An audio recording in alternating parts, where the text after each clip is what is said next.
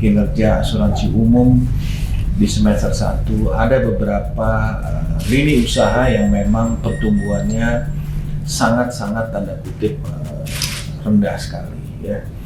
Ada beberapa faktor yang memang menjadikan pertumbuhan ini kenapa tidak tumbuh sesuai dengan ekspektasi kita.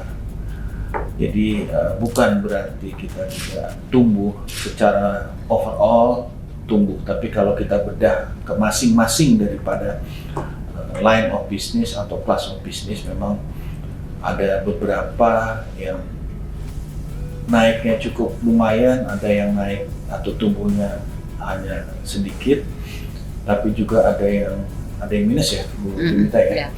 Ini juga nanti bisa kita jelaskan faktor-faktor yang menjadikan hal ini terjadi. Kita alhamdulillah di asuransi umum memang tidak terjadi seperti itu, tapi memang kinerja yang diharapkan belum sepenuhnya apa yang kita harapkan. Dan ini tentunya PR keras juga bagi kita karena yang pasti kita dihadapkan dua persoalan di depan mata kita, yaitu implementasi daripada IFRS 17 atau PSHK 74, kemudian yang isu yang memang menghangat adalah rencana atau wacana pihak regulator dalam OJK untuk peningkatan modal dengan implementasi adanya tier 1, tier 2 di industri kita. Jadi ini PR yang memang menjadi tantangan di kami di asosiasi, khususnya bagaimana kita bisa mendorong pertumbuhan yang cukup baik dan tentunya hasil-hasil ujungnya bahwa return on equity, return on investment kita itu bisa di atas rata-rata.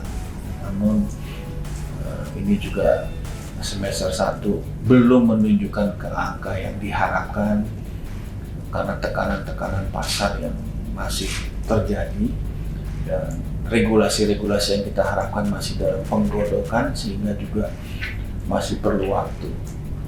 Jadi kami di asosiasi juga sangat-sangat mengencourage teman-teman atau anggota kami untuk tetap dilakukan proses underwriting yang prudent sehingga bisa menghasilkan hasil underwriting yang baik, tidak negatif, walaupun kalau kita lihat juga hasil underwriting ini belum bisa menutupkan biaya OPEX di asuransi umum khususnya.